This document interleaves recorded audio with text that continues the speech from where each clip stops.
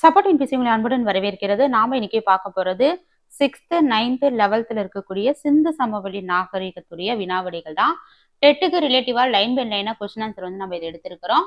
டெட்டுக்கு படிக்கிறவங்க மட்டும் கிடையாது, டிஎன்பிசி படிக்கிறவங்களுக்கும் இது ஃபுல்லாவே உங்களுக்கு கவர் ஆகுது. இது வந்து பாத்தீங்க அப்படின்னா சரியான விடையை தேர்ந்தெடுத்து எழுதுக என்ற அடிப்படையில தான் வந்து நம்ம வினாக்களை உருவாக்கி இருக்கோம். இந்த ஒரு பிடிஎஃப்லயே பாத்தீங்க அப்படின்னா உங்களுக்கு 235 வினாக்கள் பக்கமா இருக்கு. ஆல்ரெடியே நம்ம 110 வினாக்கள் பார்ட் 1 போட்டுட்டோம். இது பார்ட் 2 வீடியோ. இந்த பிடிஎஃப் உங்களுக்கு வேணும் அப்படின்னா ஸ்கிரீன்ல தெரியக்கூடிய இந்த வாட்ஸ்அப் நம்பருக்கு கால் பண்ணுங்க, இல்லைன்னா மெசேஜ் பண்ணுங்க. எப்படி இந்த பிடிஎஃப் நீங்க வாங்கிக்கலாம் அப்படிங்கறத உங்களுக்கு வந்து கைட் பண்ணுவாங்க. இப்ப நம்ம 111வது வினாவில இருந்து 235 வரைக்கும் இருக்கக்கூடிய வினாக்களை தான் நாம இன்னைக்கு ஃபுல்லாவே பார்க்க போறோம். இப்ப நம்ம ஆல்ரெடியே 110 வினாக்கள் பார்த்துட்டோம். 111ல இருந்து பார்க்க ஸ்டார்ட் பண்ணலாம். நாகரீகம் என்ற ஆங்கில சொல் எந்த லத்தீன் மொழி சொல்லிலிருந்து வந்தது? நாகரீகம் என்ற ஆங்கில சொல் சிவிஸ் என்ற லத்தீன் சொல்லிலிருந்து வந்தது. லத்தீன் சொல்லான சிவிஸ் என்பதிலிருந்து சிவிலைசேஷன் என்ற சொல் உருவானது. தொல்லியல் துறையினர் புதைந்த நகரங்களை பெரும்பாலும் எந்த முறையை பயன்படுத்தி கண்டுபிடிக்கின்றனர்?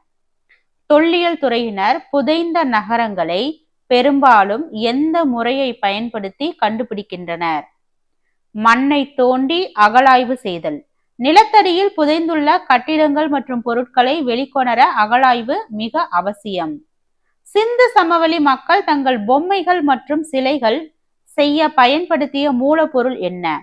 சிந்து சமவெளி மக்கள் தங்கள் பொம்மைகள் மற்றும் சிலைகள் செய்ய பயன்படுத்திய மூலப்பொருள் சுடுமண், டெரகோட்டா அப்படின்னு சொன்னாங்க. களிமண்ணால் செய்யப்பட்டு தீயால் சுடப்பட்ட பொம்மைகள் மிக உறுதியானவை, அதை டெரகோட்டான்னு சொன்னாங்க.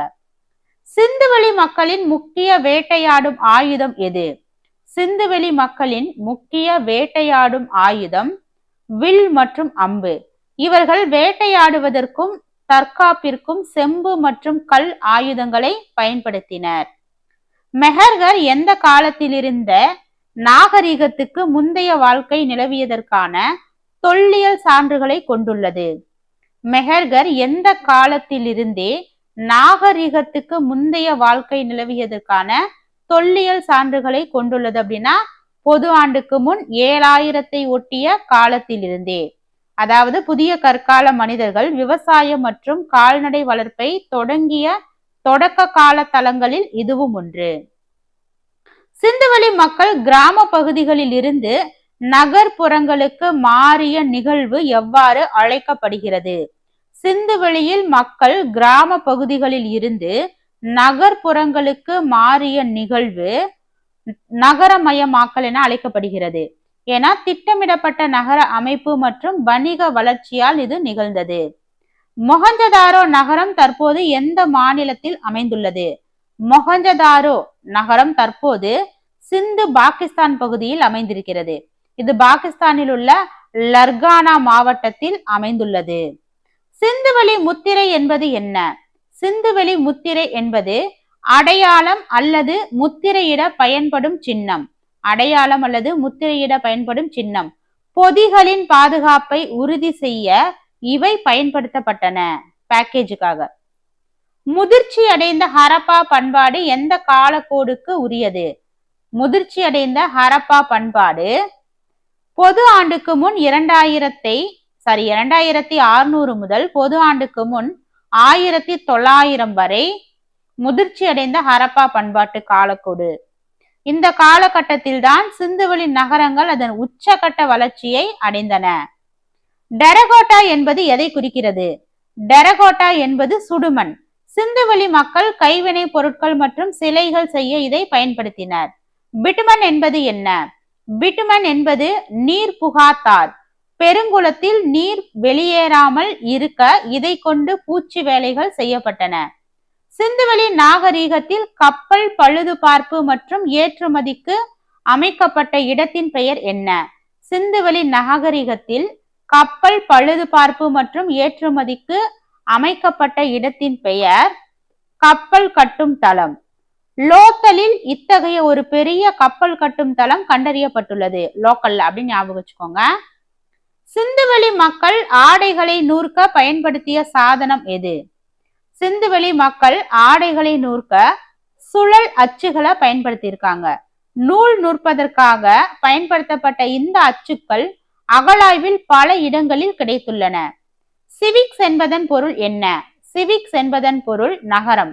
நகரங்களை மையமாக கொண்ட உருவான வளர்ச்சியை குறிக்க இப்பெயர் அமைந்தது. நகரங்களை மையமாக கொண்டு உருவான வளர்ச்சியை. சிவிக்ஸ் அப்படின்னா அது வந்து லத்தீன் மொழி சொல், நம்ம முன்னாடியே பார்த்ததான சிவிக்ஸ் அப்படின்னு சொல்லுவோம். உலகின் மிக பழமையான நதிக்கரை நாகரிகங்களில் எகிப்து நாகரிகத்தின் காலக்கோடு. உலகின் மிக பழமையான நதிக்கரை நாகரிகங்களில் எகிப்து நாகரிகத்தின் காலக்கோடு கிமு 3300 முதல் கிமு 1100. எகிப்து நாகரிகம் நைல் நதிக்கரையில் செழித்து வளர்ந்தது. எகிப்து நாகரிகம் நைல் நதிக்கரையில் செழித்து வளர்ந்தது. உலகின் மிக பழமையான நதிக்கரை நாகரிகங்களில் சீன நாகரிகத்தின் காலக்கோடு. சீன நாகரிகத்தின் காலக்கோடு 1700 கிமு 1700 முதல் கிமு 1122. சீன நாகரிகம் மஞ்சள் நதிக்கரையில் ஹுவாங்கோ உருவானது. சீன நாகரிகம் மஞ்சள் நதிக்கரையில் உருவானது. உலகின் 4 பழமையான நாகரிகங்களில் நீண்ட நாள் இருந்த நாகரிகம் எது? உலகில் 4 பழமையான நாகரிகங்களில் நீண்ட நாள் இருந்த நாகரிகம் எகிப்து நாகரிகம். காலத்தின் அடிப்படையில் எகிப்து நாகரிகம் ஒரு நீண்ட கால வரலாற்றை கொண்டுள்ளது. காலத்தின் அடிப்படையில் எகிப்து நாகரிகம் ஒரு நீண்ட வரலாற்றை கொண்டுள்ளது. மனிதர்களின் வாழ்க்கை நிலை வளர்ச்சியை குறிக்கும் படிநிலை அமைப்பு எது? மனிதர்களின் வாழ்க்கை நிலை வளர்ச்சியை குறிக்கும் படிநிலை அமைப்பு குழு, சமுதாயங்கள், சமூகங்கள், நாகரிகங்கள். குழு, சமுதாயங்கள், சமூகங்கள், நாகரிகங்கள். மனிதன் சிறு குழுக்களாக இருந்து படிப்படியாக நாகரிக வளர்ச்சி அடைந்தான். சிந்து சமவெளி நாகரிகத்தின் மொத்த பரப்பளவு தோராயமாக எவ்வளவு? சிந்து சமவெளி நாகரிகத்தின் மொத்த பரப்பளவு தோராயமாக 15 லட்சம் சதுர கிலோமீட்டர். 15 லட்சம் சதுர கிலோமீட்டர். இது தற்கால இந்தியா மற்றும் பாகிஸ்தானின் ஒரு பெரும் பகுதியை உள்ளடக்கியது. 15 லட்சம் சதுர கிலோமீட்டர். சிந்துவெளி நாகரிகத்தில் எத்தனை பெரிய நகரங்களும் எத்தனைக்கும் மேற்பட்ட கிராமங்களும் இருந்தன? சிந்துவெளி நாகரிகத்தில் எத்தனை பெரிய நகரங்களும் எத்தனைக்கும் மேற்பட்ட கிராமங்களும் இருந்தன? 6 பெரிய நகரங்கள், 200க்கும் மேற்பட்ட கிராமங்கள். 6 பெரிய நகரங்கள் மற்றும் 200க்கும் மேற்பட்ட கிராமங்கள் சிந்துவெளி நாகரிகத்தில் இருந்தது. ஹரப்பா, மொஹஞ்சதாரோ உள்ளிட்ட 6 முக்கிய பெருநகரங்கள் இருந்தன. தொடக்க கால ஹரப்பா பண்பாடு எந்த காலக்கோடுக்கு உரியது? தொடக்க கால ஹரப்பா பண்பாடு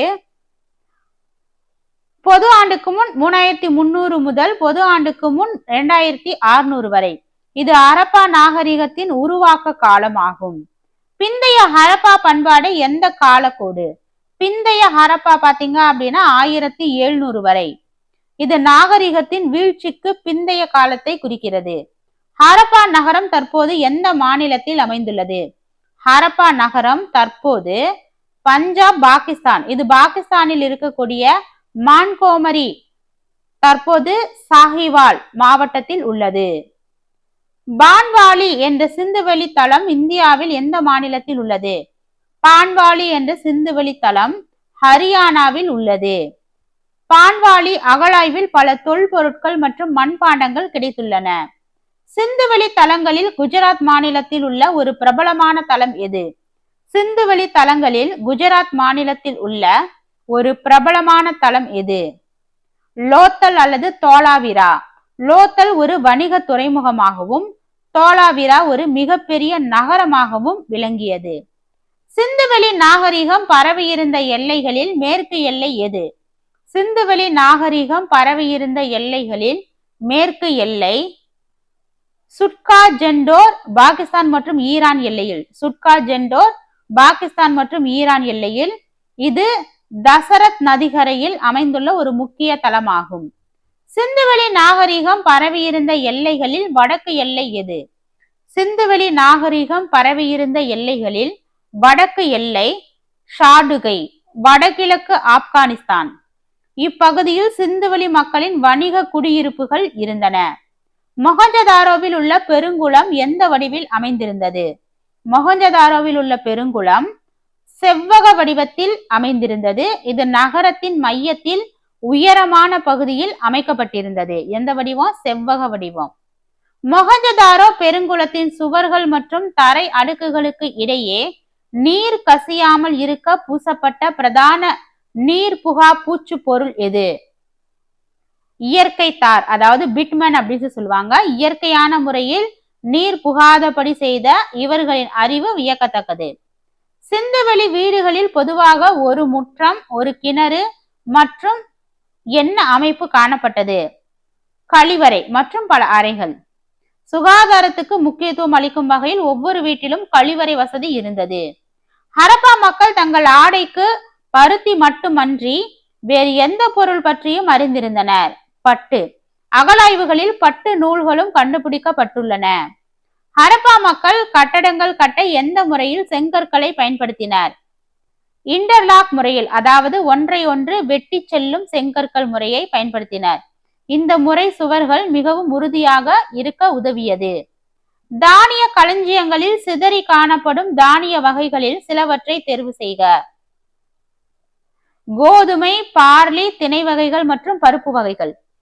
சிந்துவெளி மக்களின் முக்கிய உணவாக இதெல்லாம் இருந்திருக்கு. கோதுமை, பார்லி, திணை வகை, பருப்பு வகைகள். சிந்துவெளி மக்கள் தானிய சாகுபடியில் எந்த முறையை பின்பற்றினர்? சிந்துவெளி மக்கள் தானிய சாகுபடியில் இரட்டை பயிரிடல் முறையை பின்பற்றினர். எனது? இரட்டை பயிரிடல் முறை. ஒரே நிலத்தில் ஒரே நேரத்தில் இரண்டு வெவ்வேறு பயிர்களை பயிரிடும் முறை இவர்கள் அறிந்திருந்தனர். ஒரே நிலத்தில் ஒரே நேரத்தில் இரண்டு வெவ்வேறு பயிர்களை பயிரிடும் முறையை இவர்கள் அறிந்திருந்தனர். மொஹஞ்சதாரோவில் காணப்பட்ட பொது கட்டிடம் எத்தனை கால்கள் அல்லது தூண்கள் கொண்ட வரிசைகளை கொண்டிருந்தது? 20 தூண்கள் 4 வரிசைகளாக அமைந்த விரிந்த கூடம். இது மக்கள் கூடும் பொது இடமாகவோ அல்லது ஒரு பெரிய சந்தையாகவோ இருந்திருக்கலாம். மொஹஞ்சதாரோவில் காணப்பட்ட பொது கட்டிடம் 20 தூண்கள் 4 வரிசைகளாக அமைந்த விரிந்த கூடம்.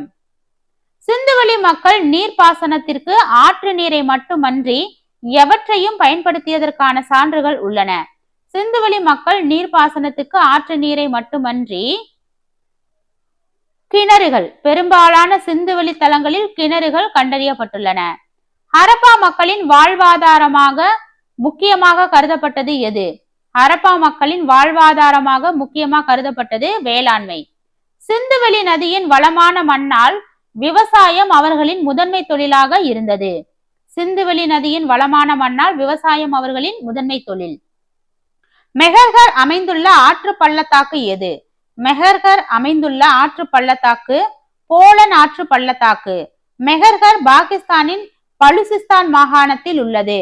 போலன் ஆற்று பள்ளத்தாக்குல தான் இது அமைஞ்சிருக்கு. மெஹர்கர் பார்த்தீங்கன்னா பாகிஸ்தான் பலுசிஸ்தான் மாகாணத்துல இருக்கு. மொஹஞ்சதாரோவில் கிடைத்த நடனமாடும் பெண் சிலை ஹரப்பா மக்கள் எந்த தொழில்நுட்பத்தை அறிந்திருந்தனர் என்பதை உணர்த்துகிறது. மொஹஞ்சதாரோவில் கிடைத்த நடனமாடும் பெண் சிலை ஹரப்பா மக்கள் எந்த தொழில்நுட்பத்தை அறிந்திருந்தனர் என்பதை உணர்த்துகிறதுன்னு பாத்தீங்கன்னா, மெழுகு அச்சு முறையில் உலோகம் உருக்கி சிலை வார்க்கும் தொழில்நுட்பம். இது லாஸ்ட் வேக்ஸ் தொழில்நுட்பம் என்று அழைக்கப்படுகிறது. மொஹஞ்சதாரோவில் கண்டெடுக்கப்பட்ட நடனமாடும் பெண் சிலையின் வயது குறித்து சர் ஜான் மார்ஷலின் கூற்று என்ன? மொஹஞ்சதாரோவில் கண்டெடுக்கப்பட்ட நடனமாடும் பெண் சிலையின் வயது குறித்து சர் ஜான் மார்ஷலின் கூற்று, இது வெண்கல சிலை வரலாற்றுக்கு முந்தைய காலத்தில் உருவாக்கப்பட்டது. சுமார் 2500 கிமு. இது போன்ற கலை வடிவம் கிரேக்க நாகரிகத்திற்கு பின்னரே உலகிற்கு அறியப்பட்டது என சர் ஜான் மார்ஷல் வியந்தார். சிந்துவெளி நாகரிகம் ஒரு திட்டமிடப்பட்ட நகர்ப்புற நாகரிகம் என்று அழைக்கப்பட காரணம் என்ன? சிந்துவெளி நாகரிகம் ஒரு திட்டமிடப்பட்ட நகர்ப்புற நாகரிகம் என்று அழைக்கப்பட காரணம் என்ன? சிறப்பான நகர திட்டமிடல், பொது சுகாதாரம் மற்றும் எடைக்கற்கள் பயன்படுத்தியிருக்காங்க. அவர்களுடைய வடிகால் அமைப்பு மற்றும் நகர வடிவமைப்பு இதற்கு முக்கிய சான்றாகும்.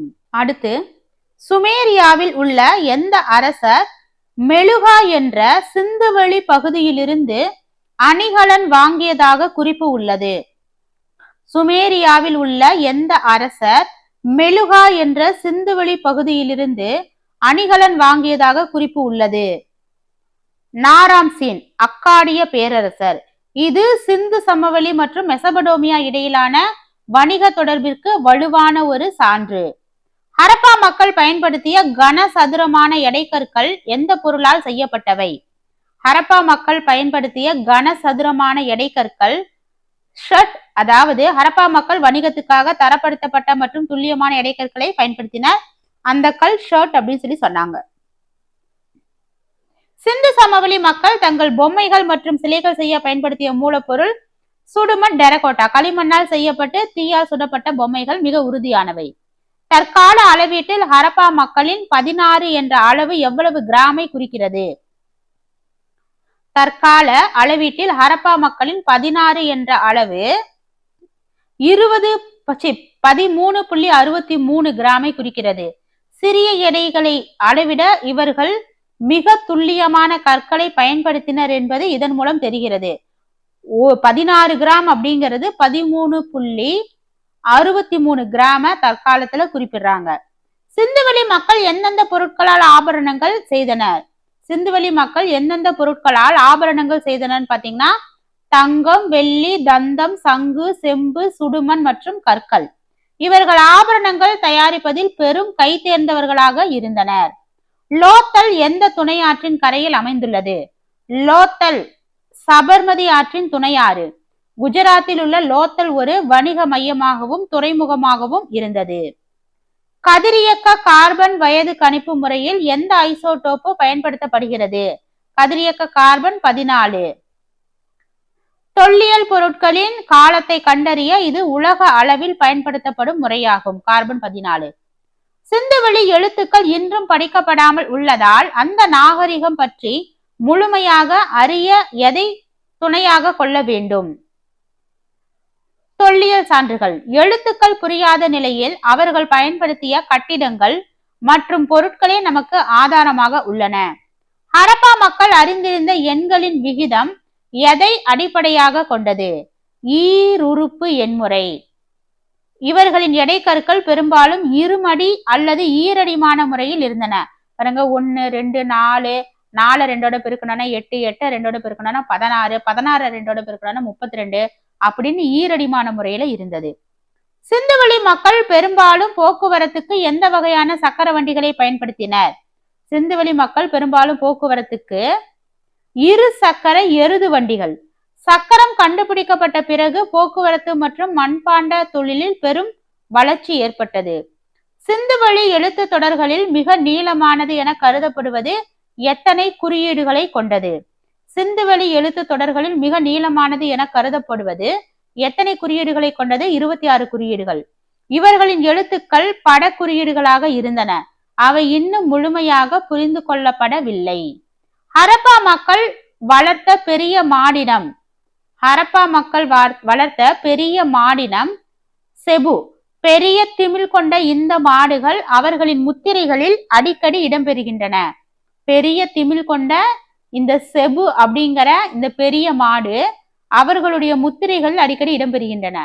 கியூனிஃபார்ம் ஆவணங்களில் காணப்படுகின்ற மெழுகா என்பது எந்த பகுதியை குறிக்கிறது? கியூனிஃபார்ம் ஆவணங்களில் காணப்படுகின்ற மெழுகா என்பது சிந்து பகுதியை குறிக்கிறது. மெசபடோமியா மக்கள் சிந்து சமவெளி பகுதியை மெழுகா என்று அழைத்தனர். மெசபடோமியா மக்கள் சிந்து சமவெளி பகுதியை மெழுகா என்று அழைத்தனர். சிந்துவெளி மக்கள் எந்த வகையான விலங்குகளை பற்றி அறிந்திருந்தனர்? சிந்துவெளி மக்கள் எந்த வகையான விலங்குகளை பற்றி அறிந்திருந்தனர் அப்படின்னா மாடு, செம்மறியாடு, வெள்ளாடு மற்றும் யானை. இவர்கள் ஆடு மாடுகளை வீட்டு விலங்குகளாக வளர்த்தனர். காளிபங்கனில் எதற்கான அடையாளங்கள் கிடைத்துள்ளன? காளிபங்கனில் நெருப்பு குண்டங்கள். ராஜஸ்தானில் உள்ள காளிபங்கனில் உழுத நிலங்களின் சான்றுகளும் கிடைத்துள்ளன. நிலத்தடி ஆய்வு செய்ய புதையுண்ட நகரங்கள் மற்றும் இடிபாடுகளை கண்டறிய பயன்படுத்தப்படும் கருவி எது? நிலத்தடி ஆய்வு செய்ய புதையுண்ட நகரங்கள் மற்றும் இடிபாடுகளை கண்டறிய மேக்னெட்டிக் ஸ்கேனர், அதாவது காந்தப்புல வருடியை பயன்படுத்தினாங்க. மண்ணை தோண்டாமல் உள்ளே இருக்கும் அமைப்புகளை அறிய இந்த நவீன கருவி உதவுகிறது. மொஹஞ்சதாரோவில் தொல்லியல் ஆய்வு நடைபெறும் இடம் எந்த உலக அமைப்பால் பாரம்பரிய தளமாக தேர்ந்தெடுக்கப்பட்டுள்ளது? மொஹஞ்சதாரோவில் தொல்லியல் ஆய்வு நடைபெறும் இடம் எந்த உலக அமைப்பால் பாரம்பரிய தளமாக தேர்ந்தெடுக்கப்பட்டுள்ளது? யுனெஸ்கோ அமைப்பு. இது உலக வரலாற்றில் மிக முக்கியமான தொல்லியல் தளமாக அங்கீகரிக்கப்பட்டுள்ளது. ஹரப்பாவில் இருந்து சுமார் எத்தனை எழுத்துடைய சிறு எழுத்து தொகுதிகள் கண்டுபிடிக்கப்பட்டுள்ளன? ஹரப்பாவில் இருந்து சுமார் எத்தனை எழுத்துடைய சிறு எழுத்து தொகுதிகள் அப்படின்னா 5000.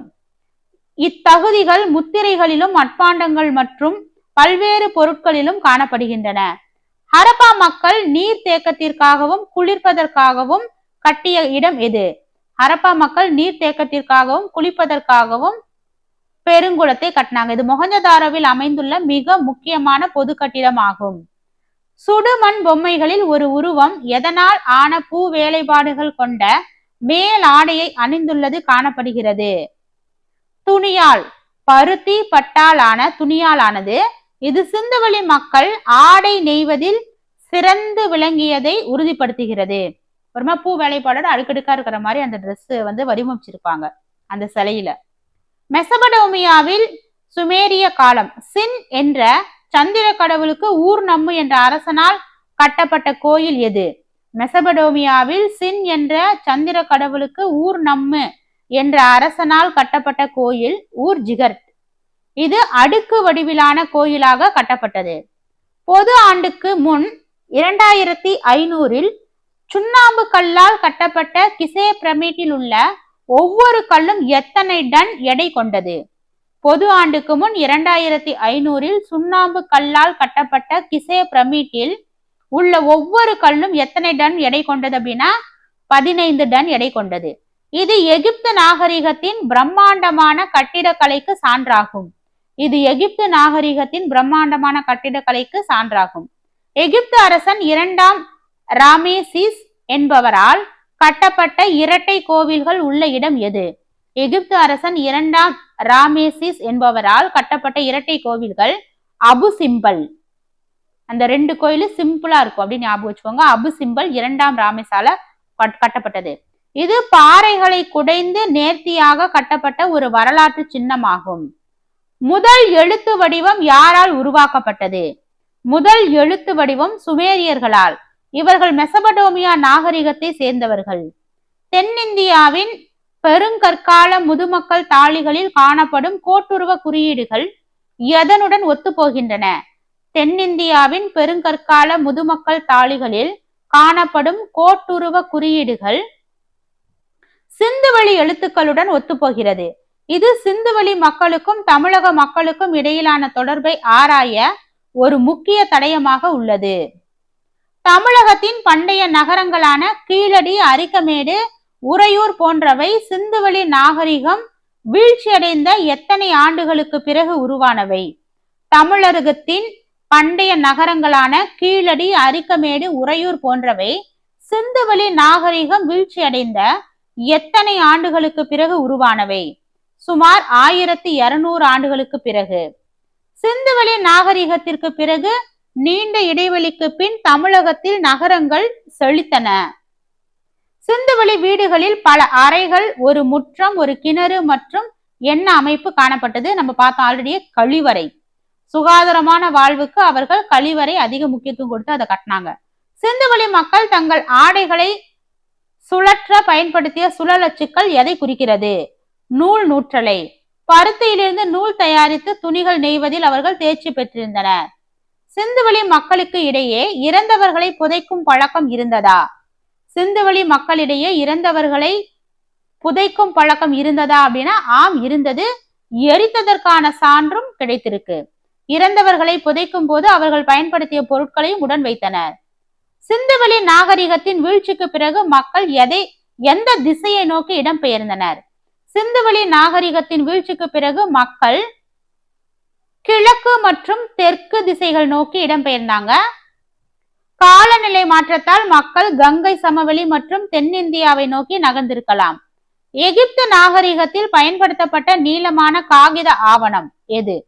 எகிப்து நாகரிகத்தில் பயன்படுத்தப்பட்ட நீளமான காகித ஆவணம் பாபிரஸ். இது ஒரு வகை நாணல் புல்லிலிருந்து தயாரிக்கப்பட்டது. இந்த பாபிரஸ் அப்படிங்கிறது ஒரு வகையான நாணல் புல்லிலிருந்து தயாரிக்கப்பட்ட ஒரு நீளமான காகித ஆவணம். சிந்துவெளி நாகரிகம் எந்த நதிக்கரையில் இருந்ததை போல எகிப்து நாகரிகம் எந்த நதிக்கரையில் அமைந்திருந்தது? நைல் நதி. சிந்துவெளி நாகரிகம் எந்த நதிக்கரையில் இருந்ததை போல நைல் நதி எகிப்தின் நன்கொடை என்றும் அழைக்கப்படுகிறது. எகிப்து நாகரிகம் எந்த நதிக்கரை வரைக்கும் இருந்தது? நைல் நதிக்கரை வரைக்கும். அப்போ எகிப்தின் நன்கொடை என அழைக்கப்படுவது எது? நைல் நதி. சிந்துவெளி மக்கள் நீரை தேக்கி வைப்பதற்காக கட்டிய பெரிய நீர்த்தேக்கத்துக்கான ஆதாரம் எந்த நகரத்தில் கண்டுபிடிக்கப்பட்டுள்ளது? சிந்துவெளி மக்கள் நீரை தேக்கி வைப்பதற்காக கட்டிய பெரிய நீர்த்தேக்கத்துக்கான ஆதாரம் தோலாவிரா, குஜராத்தில் கண்டுபிடிக்கப்பட்டுள்ளது. நீர் மேலாண்மையில் சிந்துவெளி மக்கள் மிகவும் சிறந்து விளங்கினர் என்பதற்கு இது சான்றாகும். குஜராத்தில் உள்ள தோலாவிராவில் நகரானது பொதுவாக காணப்பட்ட 2 பிரிவுகளுக்கு பதிலாக எத்தனை பிரிவுகளாக பிரிக்கப்பட்டிருந்தது? கோட்டை, மத்திய 3 பிரிவு. கோட்டை, மத்திய பகுதி, கீழ்ப்பகுதி. இது மற்ற சிந்துவெளி நகரங்களில் இருந்து தோலாவிராவை தனித்து காட்டுகிறது. ஹரப்பா நாகரிகம் ஒரு திட்டமிடப்பட்ட நகர்ப்புற நாகரிகம் என்று அழைக்கப்பட அடிப்படை நகர திட்டத்தின் முக்கிய அம்சம் என்ன? ஹரப்பா நாகரிகம் ஒரு திட்டமிடப்பட்ட நகர்ப்புற நாகரிகம் என்று அழைக்கப்பட அடிப்படை நகர திட்டத்தின் முக்கிய அம்சம் செங்கற்களால் கட்டப்பட்ட கழிவுநீர் வடிகால் அமைப்பு. இவர்களின் வடிகால் வசதி தற்கால நகரங்களுக்கு இணையாக இருந்தது. சிந்துவெளி மக்களின் வேளாண்மையில் எந்த பயிர் அதிகமாக பயிரிடப்பட்டது? சிந்துவெளி மக்களின் வேளாண்மையில் எந்த பயிர் அதிகமாக பயிரிடப்பட்டதுன்னா கோதுமை மற்றும் பார்லி. இவை சிந்துவெளி மக்களின் மிக முக்கியமான அடிப்படை உணவுகளாக இருந்தன. ஹரப்பாவில் கிடைத்த சுடுமண் பொம்மைகளில் பெண்களின் கூந்தல் அலங்காரங்கள் எதை காட்டுகின்றன? ஹரப்பாவில் கிடைத்த சுடுமண் பொம்மைகளில் பெண்களின் கூந்தல் அலங்காரங்கள் முன்னோக்கி சுருட்டப்பட்ட கூந்தல் அலங்காரத்தை பயன்படுத்தினர். முன்னோக்கி சுருட்டப்பட்ட கூந்தல் அலங்காரத்தை பயன்படுத்தினர். அக்கால பெண்கள் அழகு மற்றும் அலங்காரத்திற்கு முக்கியத்துவம் அளித்ததை காட்டுகிறது. சிந்து சமவெளி நாகரிகத்தில் எதை கொண்ட முத்திரைகள் வணிகத்துக்காக பயன்படுத்தப்பட்டன? சிந்து சமவெளி நாகரிகத்தில் எதை கொண்ட முத்திரைகள் வணிகத்துக்கு பயன்படுத்தப்பட்டன அப்படின்னா கப்பல் வடிவம் மற்றும் காளை சின்னங்கள். கடல் வணிகத்தில் இவர்கள் ஈடுபட்டு இருந்ததற்கு இந்த முத்திரைகள் ஆதாரமாகும். சிந்துவெளி பகுதிகள் புவியியல் ரீதியாக பரவி இருந்த பெரிய பகுதியின் வடிவம் என்ன? சிந்துவெளி பகுதிகள் புவியியல் ரீதியாக பரவி இருந்த பெரிய பகுதியின் வடிவம் முக்கோண வடிவம். இது சுமார் 1.5 மில்லியன் சதுர கிலோமீட்டர் பரப்பளவை உள்ளடக்கியது. சிந்துவெளி நாகரிகம் எந்த நவீன நாடுகளில் அமைந்திருந்தது? சிந்துவெளி நாகரிகம் எந்த நவீன நாடுகளில் அமைந்திருந்ததுன்னா இந்தியா, பாகிஸ்தான். இன்று இவை இரு நாடுகளுக்கும் பொதுவான வரலாற்று சின்னமாக திகழ்கின்றன. ஹரப்பா மக்கள் பயன்படுத்திய களிமண் முத்திரைகள் எதற்காக பயன்பட்டன? ஹரப்பா மக்கள் பயன்படுத்திய களிமண் முத்திரைகள் முத்திரைகளை கொண்டு அச்சு பதிப்பதற்காக, வணிக பொதிகளின் மீது அடையாளமிட்டு பாதுகாப்பை உறுதிப்படுத்தின. சீல் மாதிரி பயன்படுத்தியிருக்காங்க. ஹரப்பா மக்களின் நீளத்தை அளவிடும் அளவுகோல் எந்த பொருளால் செய்யப்பட்டது? ஹரப்பா மக்களின் நீளத்தை அளவிடும் அளவுகோல் எந்த பொருளால் செய்யப்பட்டது? செம்பு மற்றும் தந்தம். குறிப்பாக தந்தத்தினால் ஆன அளவுகோல் துல்லியமான அளவீடுகளை கொண்டிருந்தது. ஹரப்பா நாகரிகத்தில் மக்கள் பெரும்பாலும் எதன் மீது வர்த்தக முத்திரைகளை பயன்படுத்தினர்? ஹரப்பா நாகரிகத்தில் மக்கள் பெரும்பாலும் பொருட்கள் மற்றும் ஆவணங்களில் முத்திரையிட பயன்படுத்தினர். சரக்குகளை ஓரிடத்திலிருந்து மற்றொரு இடத்திற்கு அனுப்பும் போது இவை பயன்படுத்தப்பட்டன. ஹரப்பா நாகரிகத்தில் எந்த விலங்கின் உருவம் பொறிக்கப்பட்ட முத்திரைகள் அதிகம் காணப்படுகின்றன? ஹரப்பா நாகரிகத்தில் எந்த விலங்கின் உருவம் பொறிக்கப்பட்ட முத்திரைகள் அதிகம் காணப்படுகின்றன? ஒற்றை கொம்புடைய காளை. இது போன்ற முத்திரைகள் சிந்துவெளி மக்களின் கலைத்திறனை பிரதிபலிக்கின்றன. ஒற்றை கொம்புடைய காளை தான் ஹரப்பா நாகரிகத்தின் முத்திரைகள்ல காணப்படக்கூடிய ஒரு விலங்கினுடைய உருவம். சிந்துவெளி நாகரிகம் ஒரு நகர நாகரிகம் என்று அழைக்கப்பட காரணம் என்ன? திட்டமிட்ட நகர அமைப்பு. உலக வரலாற்றில் நகர நாகரிகத்தின் முன்னோடியாக இது கருதப்படுகிறது. சிந்து சமவெளி நாகரிகத்தின் முக்கியமான தொல்லியல் தலங்களை உலக பாரம்பரிய சின்னமாக அறிவித்துள்ள பன்னாட்டு ஆய்வு நிறுவனம் யுனெஸ்கோ. ஒரு நாட்டின் கலாச்சார சின்னங்களை பாதுகாப்பதில் இந்த அமைப்பு முக்கிய பங்காற்றுகிறது. மெஹர்கரில் கிடைத்துள்ள தொல்பொருள் சான்றுகள் மூலம் எந்த தொழில் அவர்களின் வாழ்வாதாரமாக இருந்தது என அறியப்படுகிறது. வேளாண்மை மற்றும் கால்நடை வளர்ப்பு. புதிய கற்கால மக்கள் நாடோடி வாழ்க்கையை விட்டு நிலைத்து வாழ இதுவே காரணம். சிந்து நாகரிக மக்கள் பயன்படுத்திய எடைகள் எந்த வடிவில் இருந்தன? கனசதுர கட்டம் வடிவில் இருந்தன. இந்த எடைக்கற்கள் சீரான அளவீடுகளை உறுதிப்படுத்தின. சிந்து மக்கள் நகரங்களை திட்டமிட்டு அமைத்ததன் காரணம் என்ன? சிந்து மக்கள் நகரங்களை திட்டமிட்டு அமைத்ததன் காரணம் வெள்ளத்திலிருந்து பாதுகாப்பு மற்றும் சுகாதாரம்.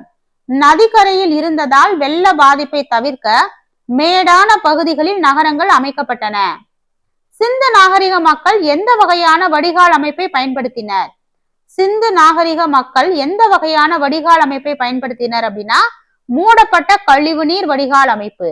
ஒவ்வொரு வீட்டிலிருந்தும் கழிவுநீர் வெளியேற சிறிய ஓடைகள் முக்கிய கால்வாயுடன் இணைக்கப்பட்டிருந்தன. சிந்து நாகரிகத்தில் காணப்படும் சிற்பக்கலையின் முக்கிய வடிவம் எது? சிந்து நாகரிகத்தில் காணப்படும் சிற்பக்கலையின் முக்கிய வடிவம் வெண்கல சிற்பம், நடனக்காரி சிலை. இந்த சிலை மெழுகு அச்சு முறையை பயன்படுத்தி செய்யப்பட்டது. சிந்து சமவெளி நாகரிகத்தில் கப்பல் கட்டும் தளத்தை கண்டுபிடித்த தொல்லியல் அறிஞர் யார்? சிந்து சமவெளி நாகரிகத்தில் கப்பல் கட்டும் தளத்தை கண்டுபிடித்த தொல்லியல் அறிஞர் எஸ்.ஆர். ராவ். இவர் 1954ஆம் ஆண்டு குஜராத்தில் உள்ள லோத்தல் என்ற இடத்தில் இந்த துறைமுகத்தை கண்டுபிடித்தார். யாரு? எஸ்.ஆர். ராவ். சிந்து நாகரிக மக்கள் எந்த எழுத்தை பயன்படுத்தினர்? சிந்து நாகரிக மக்கள் சிந்து எழுத்தை பயன்படுத்தினர். இது பெரும்பாலும் பட எழுத்து முறையாகவே இருந்தது. சிந்து நாகரிக மக்கள் தண்ணீரை எவ்வாறு பெற்றனர்? சிந்து நாகரிக மக்கள் கிணறுகள் மூலமா தண்ணீர் பெற்றாங்க. பெரும்பாலான வீடுகளில் ஒரு தனிப்பட்ட கிணறு இருந்தது.